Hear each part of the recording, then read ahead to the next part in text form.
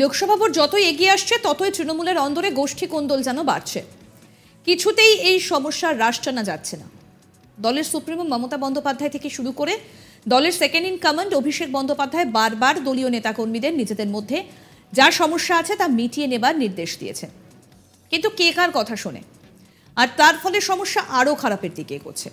বীরভূমের দাপুটে তৃণমূল নেতা অনুব্রত মণ্ডল জেলে যাবার পর থেকে সেখানে দলীয় কর্মীদের মধ্যে বিবাদ চূড়ান্ত জায়গায় পৌঁছে গেছে। সেখানে কোর কমিটি গঠন করেও মিটছে না সমস্যা। ফের খয়রাশোলে প্রকাশ্যে তৃণমূলের গোষ্ঠী কোন্দল, আর যাকে কেন্দ্র করে নতুন করে চাপানোতর জেলার রাজনৈতিক মহলে। পুরো ঘটনায় ঘটল রাজ্যের মন্ত্রীসহ জেলা কোর কমিটির 3 সদস্যের সামনে। খয়রাশোল ব্লক কোর কমিটি থেকে পদত্যাগ করে দিলেন প্রাক্তন ব্লক সভাপতি কাঞ্চন অধিকারী। তার দাবি, দুর্নীতিগ্রস্ত এক নেতাকে কোর কমিটির যুগ্ম আহ্বায়ক করা হয়েছে, সেই কারণেই বাধ্য হয়ে তিনি পদত্যাগ করেছেন। গত কয়েকদিন আগে রাজ্য তৃণমূলের নির্দেশ মতো খয়রাশোলের ব্লক সভাপতি কাঞ্চন অধিকারীকে সরিয়ে খয়রাশোল ব্লকের তৃণমূলের 5 জনের একটা কমিটি গঠন করা হয়।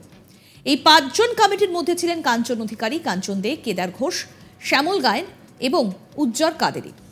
আজ জেলা কোর কমিটির বৈঠক ছিল খয়রাশোল ব্লক তৃণমূলের কার্যালয়ে। সেখানে জেলা কোর কমিটির চন্দ্রনাথ সিনহা, বিকাশ রায়চৌধুরী এবং সুদীপ্ত ঘোষ এই 3 জন সদস্য উপস্থিত ছিলেন। তাদের উপস্থিতিতেই কেদার ঘোষ ও শ্যামল গায়েনকে যুগ্ম আহ্বায়ক করা হয়।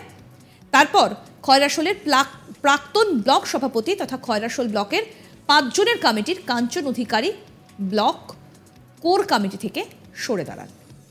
তার বক্তব্য, তিনি জানান, শ্যামল গায়েন দুর্নীতিগ্রস্ত, তার কথা সবাই জানে। আমি একজন সাধারণ কর্মী হয়ে থাকতে চাই।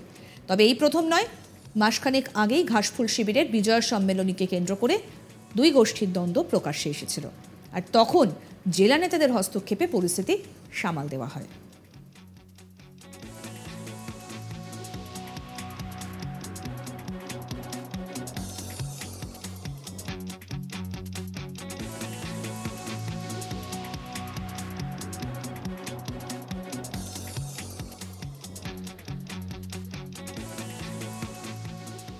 তৃণমূল নেতা কাঞ্চন অধিকারী কি বলছেন, আসুন শুনি।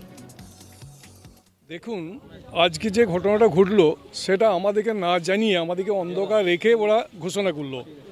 এটা কিন্তু পার্টির খুব একটা ভালো দিক হয়নি।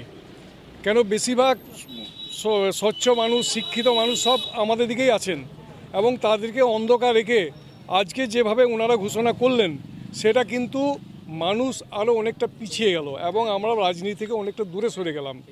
এদের কিন্তু না আছে কোনো ভবিষ্যৎ, না আছে কোনো ভালো দিক। তাই আমি ওনাদের কাছে অনুরোধ রাখলাম যে আমি কোর কমিটি থেকে আমি পদত্যাগ করছি, আমি সরে যাচ্ছি। আমি সাধারণ পার্টির কর্মী হিসাবে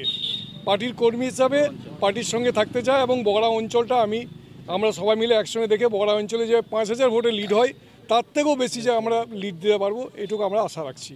ঘোষণা করলেন যে 5 ম্যান কমিটির কনভেনার হচ্ছে মৃণালকান্তি ঘোষ অর্থাৎ কেদার আর শ্যামল গায়েন।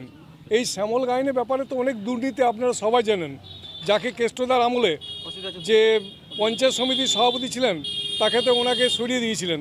আবার নানা দিকে উনি যেভাবে দুর্নীতির সঙ্গে জড়িত সেটা বলে আমাদের গায়ে থুতু পড়বে। শুধু আমি একটাই, পার্টির মঙ্গল কামনার্থে পার্টি যেন ভালো রেজাল্ট করতে পারে সেই হিসেবে আমরা পার্টির সঙ্গে আছি। পার্টির সাধারণ কর্মী হিসেবে আমরা কাজ করে যাব। হ্যাঁ, আমি চান্দুদাকেও বলেছি, বিকাশ দাকেও বলেছি, সুদীপ্ত দাকেও বললাম যে কোর কমিটিতে আমি থাকবো না, সাধারণ পার্টির কর্মী হিসাবে আমি থাকতে চাই। কেন, মানুষ তো আমাদের প্রতি আস্থা আছে, মানুষ আমাদেরকে বিশ্বাস করে, আমাদের প্রতি তারা দৃঢ় বিশ্বাস।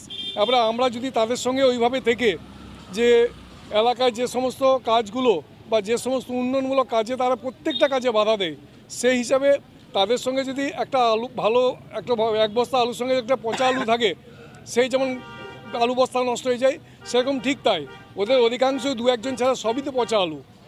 তাদের সঙ্গে থেকে লাভ নেই। আমি পার্টি কর্মী হিসাবে কাজ করতে চাই, সাধারণ কর্মী হিসাবে থাকতে চাই। এই ঘটনার পর বীরভূমের তৃণমূল জেলা কমিটির অন্দরে ফের চাপানোতো শুরু হয়ে গিয়েছে। লোকসভা ভোটের আগে এইসব চলতে থাকলে তাহলে তার প্রভাব যে ভোটে পড়বে তার বলার অপেক্ষা রাখেন। ভোট যতই এগিয়ে আসছে ততই বাড়ছে এই ধরনের চাপানোতোর। সমস্ত আপডেট পেতে আজ তাক বাংলার ইউটিউব চ্যানেল সাবস্ক্রাইব করুন, নোটিফিকেশন পেতে বেল বাটন অপশন প্রেস করুন। এই ভিডিও সম্পর্কে আপনাদের মতামত অবশ্যই জানাবেন, কমেন্ট করুন, শেয়ার করুন। তবে এই ঘটনার পর বীরভূমে তৃণমূল জেলা কমিটির অন্দরে একটা চাপানোতর কিন্তু ইতিমধ্যেই শুরু হয়ে গিয়েছে, কারণ রাজ্য রাজনীতির শিরোনামে উঠে এসেছে আবারও বীরভূম। সমস্ত আপডেট পেতে দেখতে থাকুন আজ তাক বাংলার ইউটিউব চ্যানেল।